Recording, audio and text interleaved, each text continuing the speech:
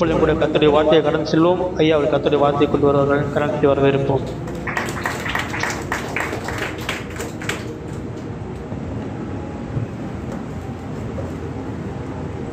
எத்தனை பேர் சந்தோஷமா இருக்கிறீங்க? மீண்டும் சொல்லுங்க. எத்தனை பேர் சந்தோஷமா இருக்கிறீங்க? உண்மையா சொல்லுங்க. அல்லேலூயா. சிரித்த முகம், வெளி பார்வை காண காட்சி. அநேக இருதயங்கள் இருண்டு போன இதயங்களாக, சோர்ந்து போன மனங்களாக, ஏக்கங்களும் எதிர்பார்ப்புகளும் நிறைவேறாத அந்த நிலையோடு இருக்கக்கூடிய அநேகருக்கு சொல்லுகிறேன், இது 10வது மாதம். இது நமக்கு திறந்த வாசலை நமக்கு முன்பாக ஆண்டவர் வைக்க போகிற ஒரு மாதம். அல்லேலூயா. 10 என்றாலே எல்லாருக்கும் தெரியும். தாய்மார்கள்லாம் அடிக்கடி பிள்ளைகள்கிட்ட சொல்லி காட்டுவாங்க. எப்படி சொல்லி காட்டுவாங்க? நல்லா சொல்லுங்க. 10 மாதம். ஆமாம், அது எவ்வளோ பெரிய வலின்னு அவங்களுக்கு தெரியும். ஆனால் அதே சமயத்தில் ஒரு பிள்ளை பிறந்தவுடன் துக்கம் சந்தோஷமாக மாறுகிறது. இயேசு சொல்லுகிற வாசிச்சு பாருல, யோவான் 16வது அதிகாரம் 21வது வசனத்தை வாசிங்க. யோவான் 16வது அதிகாரம். ஸ்திரீயானவளுக்கு பிரசவ காலம் வந்திருக்கும் போது அவள் துக்கம் அடைகிறாள். பிள்ளை பெற்ற உடனே ஒரு மனுஷன் உலகத்தில் பிறந்தான் என்கிற சந்தோஷத்தினாலே, ஆமா, அந்த துக்கம் எப்படி மாறிடுச்சா? சந்தோஷமா மாறிடுச்சா? ஆகையினாலே இந்த மாதம் எதெல்லாம் உங்க கண்ணுக்கு முன்னால இன்னும் வெளியில வராம மறைஞ்சிருக்கோ அதெல்லாம் ஆண்டவர் பிரசவிக்க செய்து உங்கள் கண்களுக்கு முன்னதாக கொண்டு வந்து நிறுத்த போகிற ஒரு மாதம். அல்லேலூயா. இன்னைக்கு சகோதரி, நான் இப்பதான் உங்களை முதல்ல பார்க்குறேன். யாரும் தெரிஞ்சுக்கலாமா? பாம்பேல இருக்கிறீங்க. தமிழ் தெரியலமா? ரொம்ப சந்தோஷம். உங்க பேரு? மெர்லினுக்காக நம்முடைய திருச்சபையின் சார்பில் கரங்களை தட்டி பிள்ளைய வாழ்த்துவோமா? Bless you. அதுபோலவே அருமையான தம்பி ஜெபகுமார், அவர் நம்முடைய குடும்பத்தின் அங்கம், இன்னொரு அங்கமாக இந்த சகோதரி என்ன பானுமா பேர்? ஷர்புனிஷா. அந்த பேரை எல்லாருக்கும் உச்சரிக்கிறது ரொம்ப கஷ்டம். அதனால நானே சொல்லிடுறேன். இருவரையும் மனதார நம்முடைய திருச்சபையின் சார்பில் கரங்களை தட்டி அவ்வளோ வாழ்த்துவோமா? பேசலாம். பின்னாடி அருமையான தம்பி சார்லஸ் இருக்கிறீங்க. நீண்ட நாட்களுக்கு பிற்பாடு நான் பார்க்குறேன். நான் எப்பெல்லாம் இங்கே இல்லையோ அந்த வாரம் அவர் வந்துடுவார். வந்துட்டு அவர் என்ன கேட்பார், பாஸ்டர் நீங்கள் எங்கே போனீங்க, ஏன் இந்த வாரம் இல்லைன்னு என்ன உரிமையாக கேட்கக்கூடிய ஒரு தம்பி. இந்த வாரம் நான் அவங்க நடுவில் இருப்பது குறித்து மிகுந்த மகிழ்ச்சி. கடந்த வாரம் மிக ஒரு பரபரப்பான வாரம். போன சாட்டர்டே சண்டே 2 நாளும் 4 இடங்களிலே தொடர்ந்து பேச வேண்டிய ஒரு சூழ்நிலை. ஒரு சபையில் செய்தி கொடுத்து கொண்டிருக்கும் போதே வெளியில் கார் ரெடியாக இருக்கும். செய்தி முடிஞ்ச உடனே அடுத்த 30 கிலோமீட்டர் இன்னும் ஒரு திருச்சபை, அங்கே போன உடனே மைக்கை கொடுத்துருவாங்க. இப்படி 4 இடங்களில் தொடர்ந்து பேசும்படியான ஒரு பெரும் பலனை கர்த்தர் கடந்த வாரத்தில் எனக்கு கொடுத்துருந்தார். அல்லேலூயா. இந்த நாளில் கூட கடைசி ஒரு காலாண்டு இது. நல்லா கவனிச்சிங்க. இந்த வருஷத்தை 4ஆக பிரித்தா 3/4 ஆண்டு நீங்கள் என்ன செஞ்சிட்டீங்க? கடந்துட்டீங்க. கடைசி காலாண்டு 10, 11, 12. இந்த 3 மாதங்கள் மிக பயங்கரமான ஒரு காலகட்டமாக இருக்கும். அருமையான தம்பி மகி சொன்னது போல, நம்முடைய தேசத்தினுடைய அரசியல் சூழலை பார்க்கும்போது வாலிபருடைய மனக்கண்களை பிசாசு குருடாக்கி வச்சிருக்கிறான். தரையிலே நிஜத்தில் தேட வேண்டிய நபர்களை திரையிலே தேடி பொய்யான மாயையை பற்றி கொண்டு தங்கள் ஜீவனை இழந்து போகிறார்கள். யாருக்காக? யோசிச்சு பாருங்க. 2000 ஆண்டுகளுக்கு முன்பாக ஆண்டவருக்காக ரத்த சாட்சியாக மரித்தவர்களை இன்றைக்கு நாம் நினைவு கூர்ந்து கொண்டாடுகிறோம். இந்த 41 பேர் யாருக்காவது ஞாபகத்தில் இருக்கா? சொல்லுங்கள. கொஞ்சம் கூட ஒண்ணுமே இல்லை. உலகம் முழுவதும் ஆதாயப்படுத்தி கொண்டாலும் தன் ஜீவனை நஷ்டப்படுத்தினால் அவருக்கு லாபம் என்ன? இந்த உலகத்தை கூட ஈஸியாக நீங்கள் வாங்கிடலாம். ஆனால் ஒரு ஜீவனை வாங்குறது அவ்வளோ, அது விலையேற பெற்ற ஒன்று. அந்த ஜீவனை சாதாரணமான நடிகனுக்காக, அரசியலுக்காக, உலகத்தினுடைய காரியங்களுக்காக, மாயைகளுக்காக இன்றைக்கு இழந்து போகிறார்கள். பிரியமான தேவனுடைய பிள்ளைகளே, இந்த கடைசி காலத்தில் வாலிபர்கள் நினைச்சா ரொம்ப கஷ்டமா இருக்கு, ரொம்ப கஷ்டமா இருக்கு. சில வாலிபர்கள் சின்ன ஷார்ட்ஸில் சொல்கிறாங்க, தமிழக அரசுக்கு சவால் விடுக்கிறாங்க, எங்கள் தளபதி மேலே கையை வச்சு பாருங்க, அப்படியே பெட்ரோல் மக்கள் என்ன செய்யும், பற்றி எரியும், நாடே வெடிச்சு செதறும், ஒன்றுமே இருக்காது. இவங்க அப்படியே எல்லாரும் ஒவ்வொருவரும் மனித வெடிகுண்டு போல. இதான் நம்ம பின்னால் ஒரு தம்பி உட்காந்துருக்கிற கூட சேர்ந்து ஃபோட்டோ எடுத்துக்கிட்டு வரும், மிக அவர் தளபதிக்கு ரொம்ப நெருக்கமான ஒருத்தர். ஒன்று சொல்கிறேன், எனக்கு அருமையான தம்பி, இயேசுவை போல அவனை நேசிப்பதற்கு அந்த உலகத்தில் ஒருவரும் இல்லை. அல்லேலூயா. அருமையான க்ளோரி பாடும்பொழுது, ஆராதனை நடத்தும் போது ஒரு மகிமை என்னை மூட வேண்டும் தகப்பனே, உம்முடைய மகிமை என்னை மூட வேண்டும். அன்றைய வார்த்தை எழுப்பி பிரகாசி, உண்மையில் கர்த்தருடைய ஒளி வந்தது, அவருடைய மகிமை உண்மையில் உதித்தது. அல்லேலூயா. இந்த கடைசி காலத்துல நீ எழும்ப வேண்டுமானால், பிரகாசிக்க வேண்டுமானால், ஒரு தேவனுடைய மகிமை, ஒரு தேவனுடைய பலன் நிச்சயமாக உன் மேல இருக்க வேண்டும். உன்னுடைய மனக்கண்கள் கூடாக்கப்பட்ட நிலை மாறி போல் சொல்லுகிறது போல பிரகாசமுள்ள மனக்கண்களை உங்களுக்கு தந்திரள வேண்டும் என்று உங்களுக்காக நான் வேண்டிக் கொள்ளுகிறேன். ஒரு பிரகாசமான மனக்கண்கள் இந்த கடைசி காலத்துல நமக்கு இல்லாவிட்டால், நீங்கள் அறிந்திருக்கிற எல்லாம் ஒரு நாள் அறியாமையின் இருளுக்கிறாராக உங்களை நிச்சயமாக கொண்டு போய் விடும். அல்லேலூயா.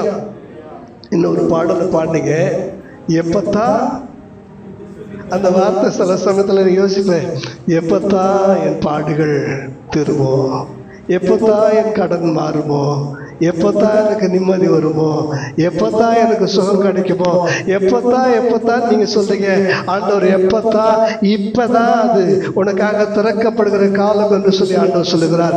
எப்பத்தான் என்றால் எபிரேய மொழியினுடைய தமிழாக்கம் திறக்கப்படுவாயாக, இதோ திறந்த வாசலை உனக்கு முன்பாக வைத்திருக்கிறேன். அல்லேலூயா. இந்த 10வது மாதத்தில் ஒன்று சொல்றேன், தேவன் நீங்கள் நினைப்பதற்கும் வேண்டிக் கொள்வதற்கும் மிகவும் அதிகமாக நமக்கு செய்ய வல்லவர். இந்த மாதத்தினுடைய ஆண்டவர் கொடுத்ததான வாக்குத்தத்த வார்த்தையை வாசிக்கலாம். எபேசியர் 3ஆம் அதிகாரம் 20வது வசனம், 3:20.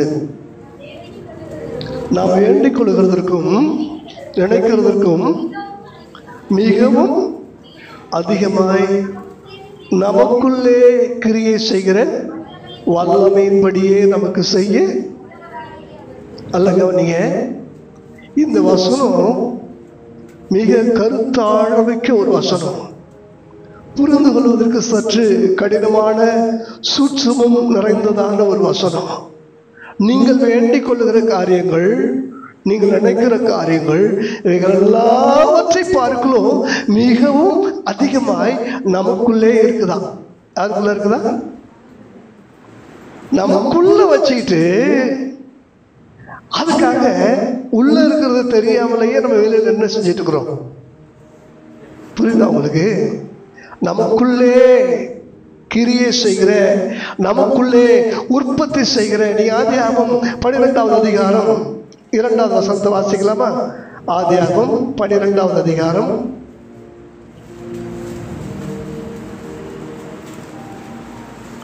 3வது வசனம் வாசிங்க. உன்னை ஆசீர்வதிக்கிறவர்களை ஆசீர்வதிப்பேன், சபிப்பேன், பூமியில் உள்ள வம்சங்கள் எல்லாம் உனக்குள் ஆசீர்வதிக்கப்படும். ஒட்டுமொத்தமான பூமியினுடைய வம்சங்களையே ஆசீர்வதிக்கக்கூடிய ஒரு ஆசீர்வாதம் ஒருவனுக்குள்ளே ஆண்டவர் வைத்திருந்தார். அந்த ஒருவன் பெயர் தான் ஆபிரகாம். அவருடைய சந்ததியைத்தான் இன்றைக்கு இஸ்ரவேலர்கள் என்று சொல்லுகிறோம், யூதர்கள் என்று சொல்லுகிறோம். நிறைய ஜாதிகள் இஸ்ரவேலர்கள், அது மாத்திரமல்ல நீங்க மீதியானியர்கள். இப்படி ஆபிரகாமுடைய சந்ததி உலகையே நிரப்பத்தக்கதாக, உலகையே ஆளத்தக்கதாக, உலகையே மரள வைக்கத்தக்கதான ஒரு சந்ததியாக இன்றைக்கு உருவெடுத்திருக்கிறது. ஆனால் அந்த ஆபிரகாமுக்கே குழந்தை இல்லாத காலகட்டத்தில் ஆண்டவர் கொடுத்ததான ஒரு ஆசீர்வாதம், உனக்குள்ளே தான் இந்த உலகத்துக்குண்டான ஒட்டுமொத்தமான ஆசீர்வாதத்தையும் வைத்திருக்கிறேன். அல்லேலூயா. அப்ப அவனுக்கு தெரியல, இந்த இஸ்மவேல் உமக்கு முன்பாக பிழைப்பானாக ஆண்டவரே என்று சொல்லி இஸ்மவேலுக்காக வேண்டுதல் செய்கிறார். ஆண்டவரே, இந்த லோத்துவாவை எனக்கு குமாரனாக மாற்ற மாட்டீரா என்று லோத்துவுக்காக ஜெபிக்கிறார். இந்த இஸ்மவேலை எனக்கு தந்தீரே என்று சொல்லி இஸ்மவேலுக்காக அவன் ஆண்டவருக்கு நன்றி சொல்றான். ஆண்டவர் சொன்னார், இல்லை ஆபிரகாமே, உன் கற்ப பிறப்பாய் இருக்கிறவனே உனக்கு சுதந்திரவாளி, அவன் மூலமாக நான் ஆசீர்வதிப்பேன் என்று ஆண்டவர் சொன்னார். அல்லேலூயா. நம்ம என்ன செய்யறோம்? நம்ம இல்லை இல்லைன்னு நினைச்சிட்டு இருக்கிறோம். எத்தனை பேருக்குள்ள ஆண்டவர் இருக்கிறாரு நம்புறீங்க? நான் சொல்ற வார்த்தை நல்லா புரிஞ்சுட்டு வாயை திறக்க கூட கையை மட்டும்தான் வைத்தி காட்டணும். எனக்குள்ள ஆண்டவர் இருக்கிறார் என்ற நிச்சயம் 100% எனக்கு உண்டு. எனக்குள்ளே ஆண்டவர் இருக்கிறார். என்னம்மா சர்ஃபினிஷா இருக்கிறீங்களாம்மா? உங்களுக்குள்ள ஆண்டவர் இருக்கிறாரா? இருக்கிறார்ல? சரி, கையை கீழே போடுங்க. எனக்குள்ளே ஆண்டவர் இருக்கிறார் என்று சொன்னவங்களை பார்த்துட்டு கேட்குறேன், எத்தனை பேருக்கு இந்த பூமியில இன்றைய வாழ்க்கை நிறைவா இருக்கு? பேங்க்ல எனக்கு நல்ல பேலன்ஸ் இருக்குன்றவங்க மட்டும் கையை வைத்து காட்டுங்க. கடனே இல்லை, கடன் கொடுக்குற அளவுக்கு எனக்கு ஆசீர்வாதம் இருக்குன்றவங்க மட்டும் கையை நல்லா வைத்து காட்டுங்க. என் சரீரத்துல நல்ல சுகம் இருக்கு, யாராவது அடிபட்டா அவங்கள தூக்கிட்டு ஓடி போய் ஆஸ்பத்திரியில் சேர்க்கக்கூடிய அளவுக்கு எனக்கு உடம்புல நல்ல பலன் இருக்குன்னு சொல்றவங்க கையை தூக்கி காட்டுங்க. அலெக்ஸ் மட்டும் தான். தேவன் எனக்குள்ளே இருக்கிறார் என்று சொல்லுகிற நமக்கு இன்னும் வேண்டியவைகள் இந்த பூமியில இல்லைன்ற ஒரு மனநிலையில தான் நீங்க இருக்கிறீங்க. உங்களுக்குள்ள இருக்கிற தேவன் மூலமாக எல்லாவற்றையும் உருவாக்கி கொள்ளக்கூடிய அந்த வல்லமை ஆண்டவர் உங்களுக்குள்ள வச்சிருக்கிறார். நல்லா புரிஞ்சுக்கங்க. உங்களுக்கு வேண்டிய எல்லாவற்றையும் உருவாக்கி கொள்ளக்கூடிய அந்த வல்லமையாகத்தான் தேவன் உங்களுக்குள்ளே வாசம் பண்ணி கொண்டு இருக்கிறார். உண்டா இல்லையா? அப்பேற்பட்ட சிருஷ்டிக்கிற தேவனையும் தேவனுடைய வல்லமையும் உங்களுக்குள்ளே வைத்துக் கொண்டு இன்னும் இல்லை இல்லை இல்லை என்று சொல்லிக்கொண்டே இருக்கிறோம். இல்லாதவைகளை எல்லாம் இல்லாமையாக்கி இல்லாதவைகளை இருக்கிறவைகளாக பெயர் சொல்லி அழைக்கக்கூடிய ஆண்டவர் நம்முடைய தேவன். கரங்களை தட்டி கர்த்தரை மகிமைப்படுத்துவோமா?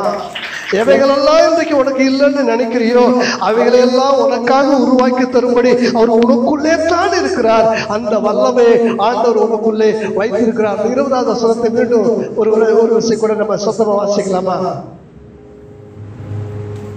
எபேசியர் 3:20.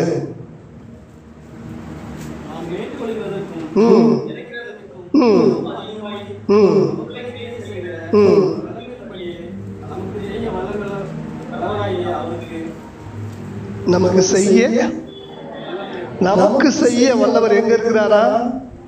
நமக்குள்ளே இருக்கிறாரா?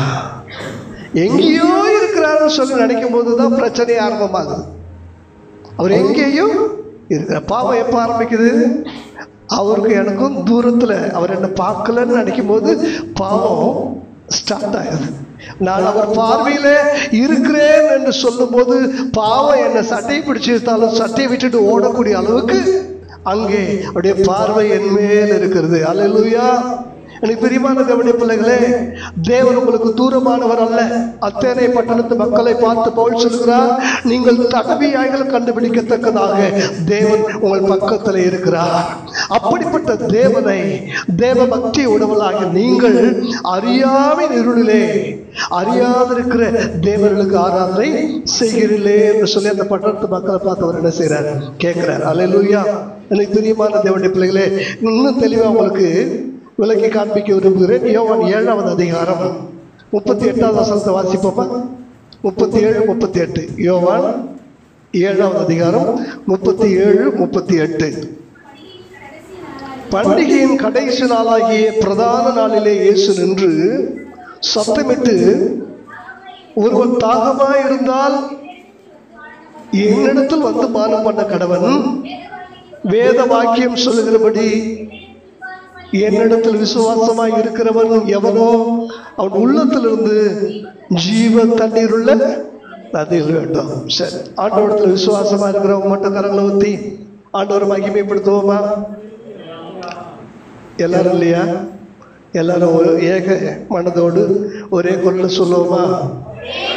நீங்க எல்லாரும் யார்கிட்ட விசுவாசமா இருக்கிறீங்க? ஆண்டவர்கிட்ட விசுவாசமா இருக்கிறீங்க.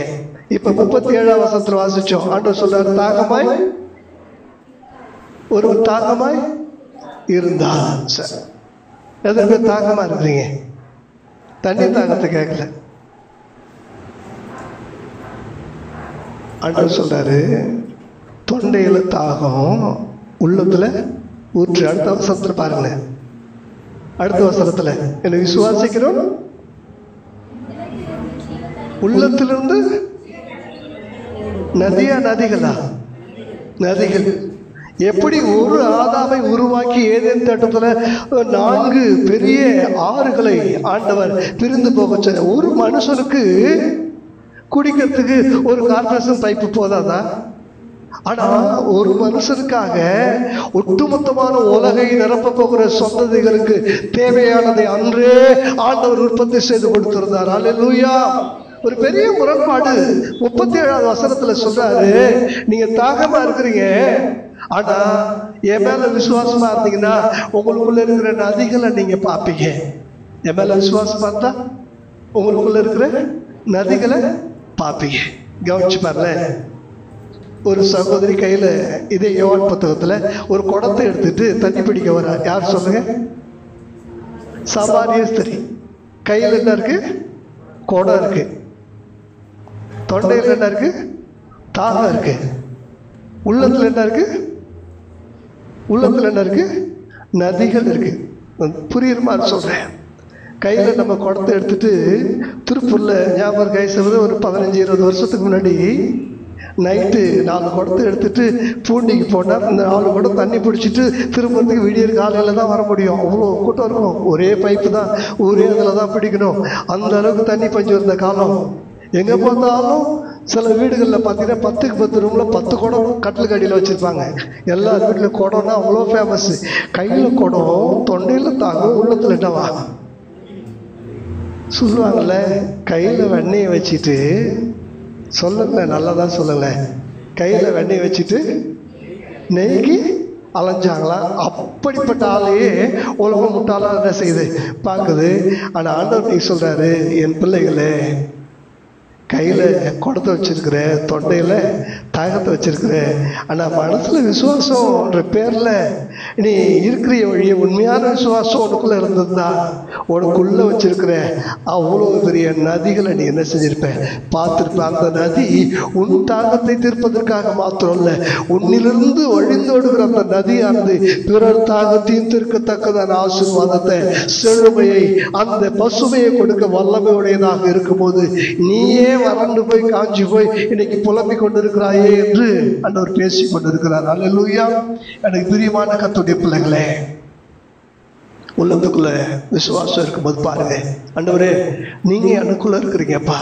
வானம் கொள்ளக்கூடாதவர், பூமியுடைய பாதப்படி அண்ட சராசரங்களையும் ஆளுகை செய்து அரசாளுகிற ஆண்டவர், ஏழு சக்கராதிபதி, ஒருவராய் செய்யக்கூடாத அதிசயமான காரியங்களை செய்கிறவர், ஒருவரும் சேரக்கூடாத ஒலியிலே வாசம் பண்ணுகிற மிகப்பெரிய தேவன் எனக்குள்ளே வந்து வாசம் பண்ணுகிறேன். ஆனால் நானும் சின்ன சின்ன தேவைகளுக்காக ஏங்கி கலங்கி கொண்டிருக்கிறேனே தேவனே, எனக்காக என் காரியங்களை செய்ய வேண்டும் என்று சொல்லி அவர் கரத்தை பிடித்துக் கொள்ளும் போது கர்த்தர் எனக்காக யாவையும் செய்து முடிப்பார். அவர் தம்முடைய கரத்தின் கிரியைகளை நெகிழவிடுவதில்லை என்று சொல்லி தாவீது சொல்லுகிறார். அவர் ஒன்றை செய்ய ஆரம்பிச்சுட்டார்னா அதை செஞ்சு முடிக்கிற வரைக்கும் அவர் என்ன செய்ய மாட்டாரா? ஓய்ந்திருக்க மாட்டாரா? அல்லேலூயா. எத்தனை பேர் இந்த 10வது மாசத்துல சந்தோஷமா இருக்கிறீங்க? சொல்லுங்க. திருப்பூர் பொருளாதாரம் வீழ்ச்சி, உற்பத்தி வீழ்ச்சி, நிறைய கம்பெனிகள்லாம் மூடிட்டு இருக்கிறாங்க, இன்னும் மூட போகிறாங்க. திருப்பூருக்கு ஏதாவது நார்த் இந்தியா பேரை வச்சு இதை நம்ம பாம்பே கல்கத்தா மாதிரி மாற்றலான்ற அளவுக்கு இன்னைக்கு சூழலெல்லாம் என்ன செஞ்சுட்டு இருக்கு. நீங்கள் வெளியில போய் சந்திக்கிற 190 பேர் யார் தான்? வட இந்தியக்காரில் தான் சரிங்க பார்க்குறீங்க. அந்த அளவுக்கு திருப்பூருடைய சூழல் என்ன செஞ்சிருச்சு? தலைகீழ மாறிடுச்சு. வாழ்வதற்கான வாழ்வாதாரங்கள் இல்லாவிட்டாலும் பரவாயில்லை, ஆண்டவர் மேல உங்களுக்கு விசுவாசம் இருந்தா வனாந்திரத்துல கூட கர்த்தருடைய கரங்களை பிடித்து கொண்டு உங்களால நடக்க முடியும். அல்லேலூயா. பகலிலே மேக ஸ்தம்பமும் இரவிலே அக்கினி ஸ்தம்பமும் உங்களை மூடி காத்து நடத்தும். பூமியிலே உங்களுக்கு விளைச்சல் எப்பொழுது அற்று போகிறதோ, உங்களுக்கு வருமானங்கள் எப்பொழுதெல்லாம் இல்லாமல் போகிறதோ, வானத்தை அண்ணாந்து பாருங்கள், அவர் நம்முடைய பலகணிகளை திறந்து கொண்டு இடக்கொள்ளாமல் போக மட்டும் அவர் உங்களை ஆசீர்வதிக்க வல்லமை உள்ளவராக இருக்கிறார். அல்லேலூயா. அவரால் செய்யக்கூடாத காரியம் ஒன்றுமே இல்லை. அவர் உங்களுடைய கடந்து போகிற சூழலில் இருக்கிற தன்மைகளை மாறி அதை மாற்றி போக அவர் வல்லமை உள்ளவராக இருக்கிறார். அல்லேலூயா. நீ கவனிச்சு பாருங்க, நேற்று இரவு தன்மை மாறியதான சில அற்புதங்களை பற்றி நான் தியானம் பண்ணி கொண்டேன். சாதாரணமா தண்ணி என்ன செய்யும் சொல்லுங்க? தண்ணி குடிச்சா டேஸ்ட் இருக்குமா? மினரல்ஸ் அது வேற ஒரு டேஸ்ட். ஆனா அந்த தண்ணி திராட்சை ரசமா அதான் ஜூஸா மாறுமா? மாறாது. ஆனா அவனுடைய வார்த்தையை கேட்டு இதை கொண்டு போய் பரிமாறுங்கன்னு சொல்லி சொன்னப்ப எப்படி ஆயிடுச்சு? அதனுடைய தன்மை மாறிடுச்சு. மோசேயுடைய கோல் பட்ட மாத்திரத்துல அந்த நைல் நதியோடைய தண்ணீர் எப்படி ஆயிடுச்சு? ரத்தமா மாறிடுச்சு. தன்மை என்ன செஞ்சிச்சு? மாறிடுச்சு. ஒரு கோல், அந்த கோல் எப்படி இருக்கும்? மரம்.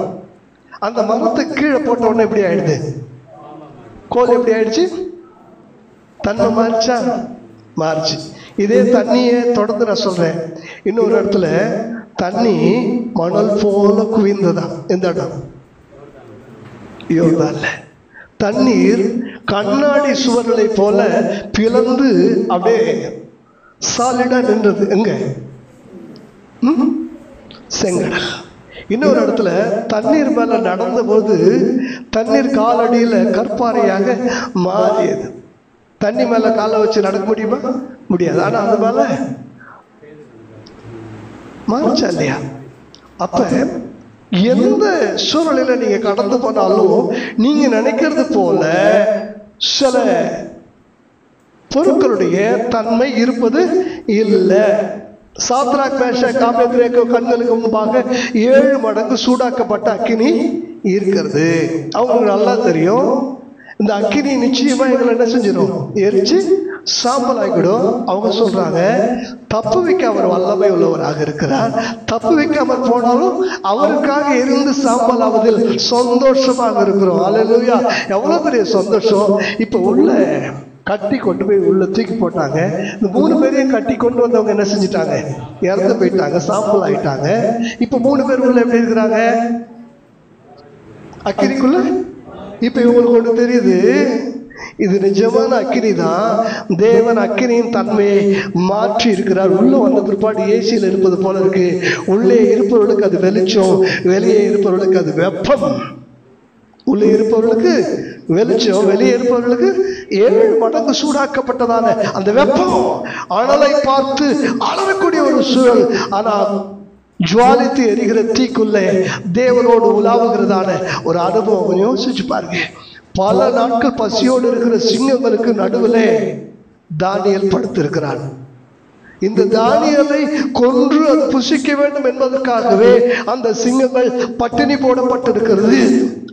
அந்த சிங்கங்கள் இருக்கிற இடத்துல தானியேல் தூக்கி வீசப்பட்ட பொழுதோ அந்த சிங்கங்கள் வாய் திறந்து தானியேல் என்ன செய்யல? ஒரு பசுவை போல அந்த சிங்கத்தினுடைய சுபாவத்தை தேவன் மாற்றினார். இரவெல்லாம் பக்கத்துல படுத்திருக்கிறான். ராஜாவுக்கு மனசு சரியில்லை. காலையில ராஜா வருகிறார், தானியேலே உன் தேவன் உன்னை தப்புவிக்க வல்லவராக இருந்தார். ஆங்கிலத்துல சொல்றான், ஓ கிங் குட் மார்னிங். ஒரு ஆச்சரியம். குட் மார்னிங் யார் சொல்லுவா? நல்லா சொல்லுங்க.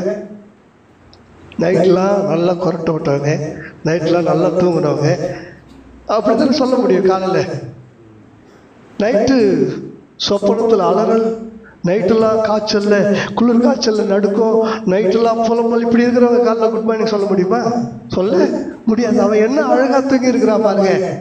அடுத்த நாள் தானியேல் மேல் குற்றம் சாட்டினவில்லை, குடும்பத்தோடு கொண்டு வந்து அந்த சிங்க கெபிக்குள்ள போட்டபோது அடிவாரத்தை அடைவதற்கு முன்னதாகவே அந்த சிங்கங்கள் பாய்ந்து எலும்புகளை நொறுக்கி மீதி எலும்பை கூட பார்க்க முடியாதபடிக்கு எல்லாத்தையும் செஞ்சு இருந்த பசியில நொறுக்கி சாப்பிட்டுச்சு. அல்லேலூயா.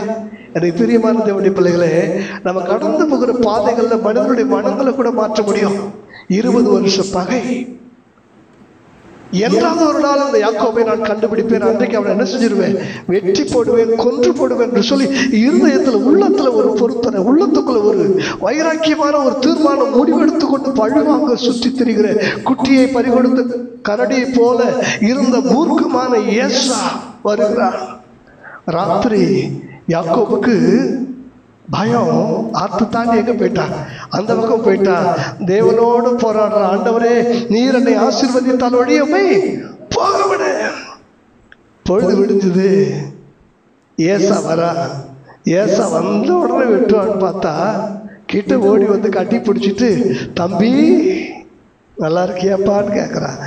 எந்த ஒரு யோசிச்சு பாருங்க, மனித மனங்கள் தேவனுடைய கைகளில் நீர்க்கால்கள் போல இருக்கு. அதை எல்லா சூழலைக்கும் தேவன் அவர் விரும்புகிறபடி அதை திசை திருப்பக்கூடியவராக இருக்கிறார். அல்லேலூயா. இந்த மாதத்துல எதையெல்லாம் நீங்க பார்த்து பயந்துட்டு இருக்கிறீங்களோ, எதெல்லாம் உங்களுக்கு எதிரடியா இருக்குதோ, எல்லாத்தையும் தேவன் உங்களுக்கு சாதகமாக அவர் மாற்ற வல்லமை உள்ளவராக இருக்கிறார். ஒரு அற்புதத்தை ஆண்டவர் செய்வார். நீங்கள் நினைப்பது போல அல்ல. அந்த வசனத்துல பாத்தீங்கன்னா, நீங்கள் வேண்டிக் கொள்ளுகிறதற்கும், வேண்டிக் கொள்ள என்ன வேணும் சொல்லுங்க, வேண்டிக் கொள்ள என்ன வேணும்? நீங்க எபேசியர் அந்த 3ஆவது அதிகாரத்துல நீங்க பாத்தீங்கன்னா, வேண்டிக் கொள்வதற்கு என்ன வேண்டும்? முழங்கால் படிட்டு 15ஆம் வசனத்துல இருக்கா?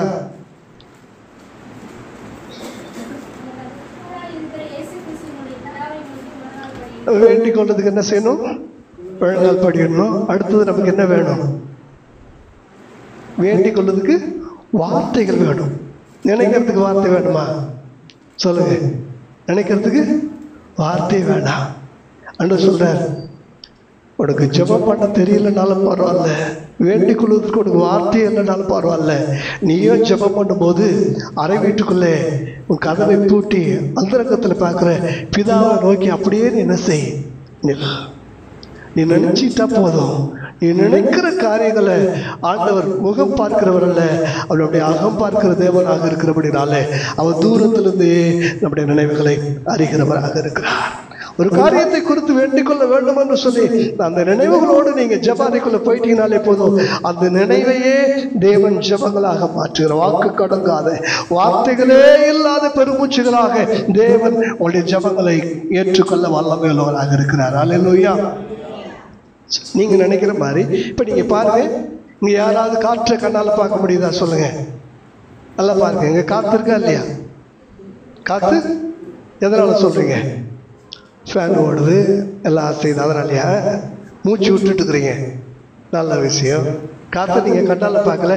நீங்க பார்க்குற இந்த காத்துல ஏராளமான காட்சிகள் இருக்கு, ஏராளமான காட்சிகள் இருக்கு. நீங்கள் காணாத இருக்கிற இந்த காற்றுல இன்னும் நீங்க கேட்காத ஏராளமான லட்சக்கணக்கான சத்தங்கள், ஆடியோக்கள் எதுல இருக்கு? இந்த காத்துல இருக்கு.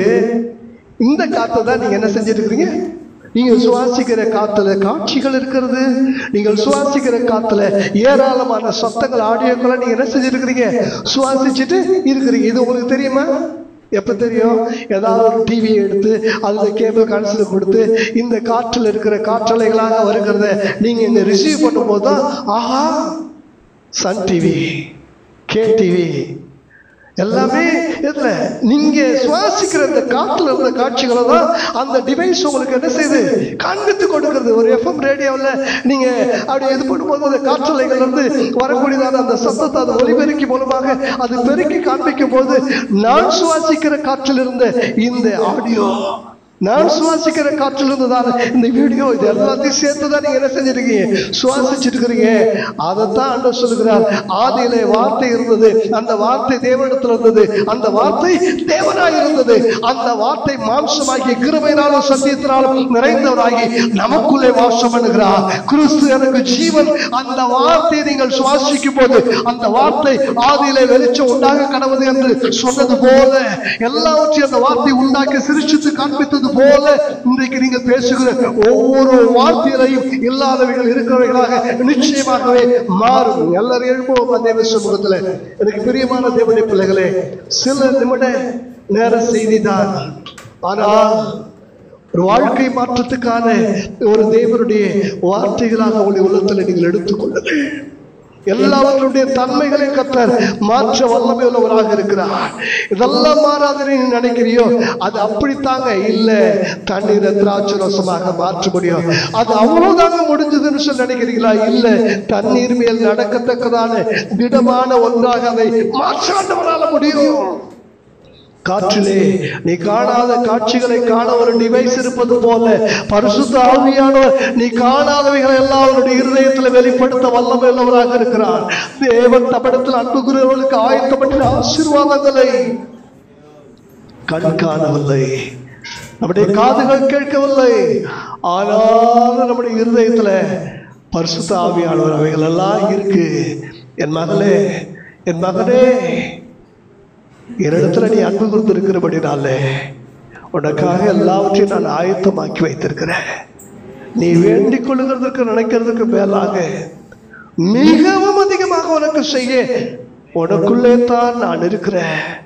உனக்குள்ளே உன் குடும்பம் ஆசீர்வதிக்கப்படும், உனக்குள்ளே இருந்து சபை ஆசீர்வதிக்கப்படும், உனக்குள்ளே இருந்து உன் பட்டணம் ஆசீர்வதிக்கப்படும், உனக்குள்ளே இருந்து உன் தேசம் ஆசீர்வதிக்கப்படும்.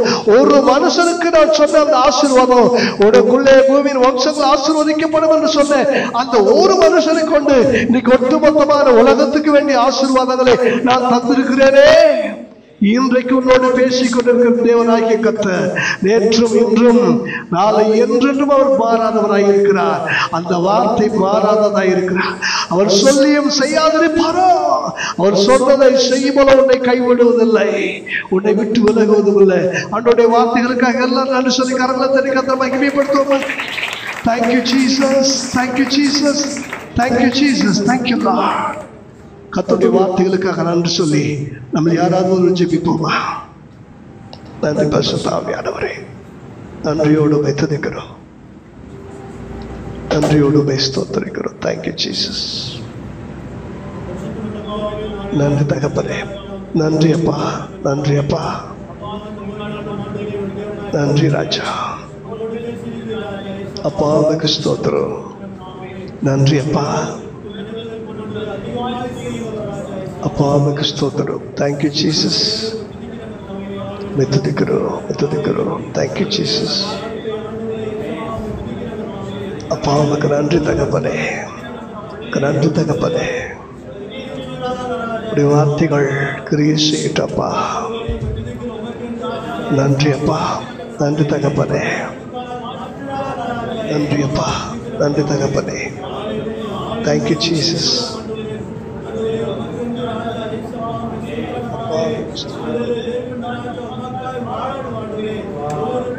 அப்பா உமக்கு ஸ்தோத்திரம். Thank you Jesus. துதிக்கிறப்பா, துதிக்கிறோம். நன்றி தகப்பனே, நன்றி அப்பா, நன்றியோடு துதிக்கிறோம். Thank you Jesus, thank you Lord. அப்பா உமக்கு ஸ்தோத்திரம். Thank you Jesus.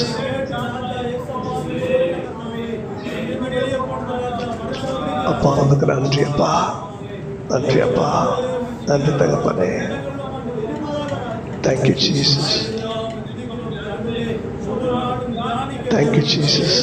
உதவி செய்யப்பா, உதவி செய்யப்பா. நல்ல பிதாவே, இவனுடைய ஜெபத்தை நீங்கள் கேட்டதுக்காக நன்றி அப்பா. இதோ திருவிருந்து ஆராதனைக்கு நேராக உடைய பிள்ளைகளை நீங்கள் ஆயத்தப்படுத்துங்கப்பா. விசேஷமாக ஆண்டவரே, இந்த நாளிலே உம்முடைய பிரசன்னத்தில் உம்முடைய சன்னிதானத்தில் கொண்டு வந்த அன்பு மகள் ஜபாவுக்காக, சர்ஃபு நிஷாவுக்காக இருவரையும் இயேசு ரத்தம் பூசி ஜெபிக்கிற கர்த்தர் உடைய ரத்தம் சிந்தி விலைக்கரையமாக உடைய பிள்ளைகளை மீட்டு கொண்டிருக்கிறதுக்காக நமக்கு நன்றி. உடைய பிரசனத்திலே வந்த உடைய பிள்ளைகளுடைய இருதயங்களை இறைத்து தேவனே உண்மை நெருங்கி சேர்க்கிற அந்த மகிமையான உறவுகளை இப்படி பிள்ளைகளை கொண்டு வந்து சேர்க்கும்படி நான் ஜெபிக்கிறேன். மனதார அவருடைய குடும்ப வாழ்க்கையை வாழ்த்தி ஆசீர்வதிக்கிறேன். கிருபையும் சமாதானமும் தம்முடைய பிள்ளைகளை தொடர்வதாக தகப்பனே.